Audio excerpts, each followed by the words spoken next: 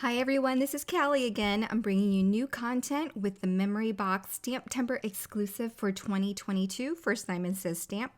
We have this beautiful arrangement of poinsettias and winter foliage, and there are two large images on this 6x8 stamp set. There are lots of loose images for some creativity if you'd like, and lots of great sentiments. So what I've done is I've gone ahead and stamped over watercolor cardstock and embossed the image with a clear embossing powder to use some zigs for watercoloring. I've got 5 markers here that I've selected for coloring, and what I'm going to do is apply the pigment direct to paper, and then I'm going to use a damp brush and draw that watercolor pigment out. So this is painted right now in real time, and as you can see, it's very easy to draw out that pigment. I think paper really does matter for zigs and other watercolor markers that you might use. I'm using Arches watercolor paper, and that's very forgiving. The water holds well, and it gives you a lot of time to move your pigment around. So if you're using something like Bristol Smooth, the pigment will still move around really great. You just need to work a little bit faster. I'm using a mixture of green and a dark teal.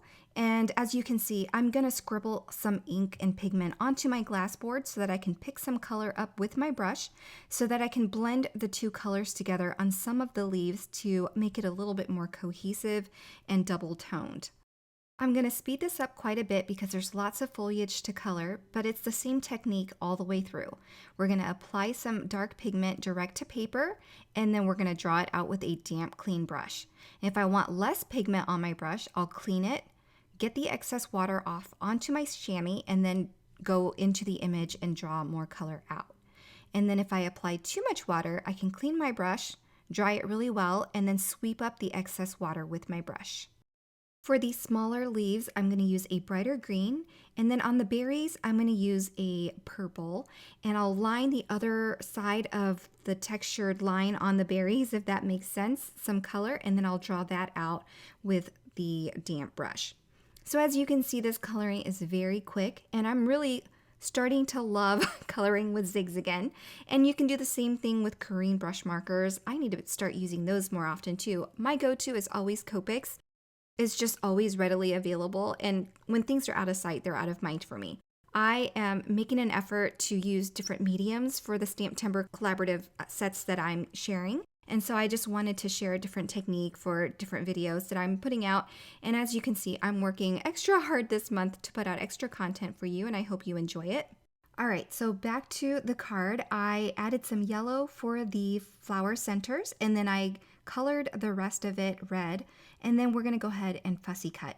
This set does come with dies, so if you're interested, be sure to grab that before it sells out. I'm going to go ahead and move on to my background, which I am ink blending with some Rose Positively Saturated ink. This is a 5x7 panel. Because I wanted to use both floral sprays from the stamp set, I'm going to make an extra large card to make sure that all of my images fit and it's not too crowded.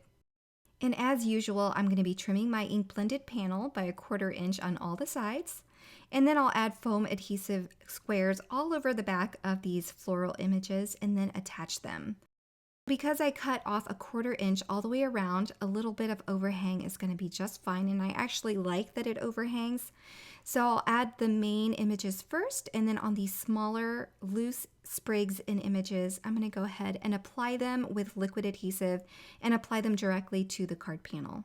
This is going to create more depth and dimension on your card, as well as elongate and make your floral sprays larger if you want it more balanced, or it's just a matter of personal preference and how you want your card layout to be. Okay, now that our card panel is ready to go, we can stamp our sentiment. I'm going to emboss a sentiment in white over some black cardstock, as per usual. I'm stamping with Versamark ink. You can use any embossing ink that you like. And then I'll add my white embossing powder and then heat set that with my heat gun.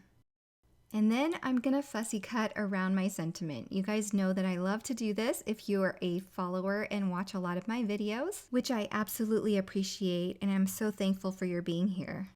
Okay, so now to finish up my sentiment, I've added some foam squares on the back of that sentiment, and then I'm going to center it on my card. I'm going to use my trusty T-ruler here to make sure everything is lined up before I press that sentiment down to hold it in place permanently. Okay, so now we can go ahead and attach this to a card base. I'm going to add some tape runner to the back, make sure it's nice and covered, and then we'll line it up onto our card base. And then you can stop here or you can add a few sequins. This time I decided to go ahead and skip on the sequins, which is rare for me, and go ahead and add some white gel highlights instead. I'm going to use my white Sakura Jelly Roll pen, and I'm just going to add little white lines all around the petals and the leaves. Just here and there, I'm skipping a few leaves, and it doesn't have to be perfect. It just adds a little bit more interest, and that finishes my card for today. I really hope you enjoyed this. Be sure to check out the links below for all of the supplies that I used if you're interested in this set. Be sure to grab it before it sells out. This is a STAMPtember exclusive, and once it's gone for good. Thank you so much for being here today, and I hope you'll give this video a thumbs up. Bye, everybody!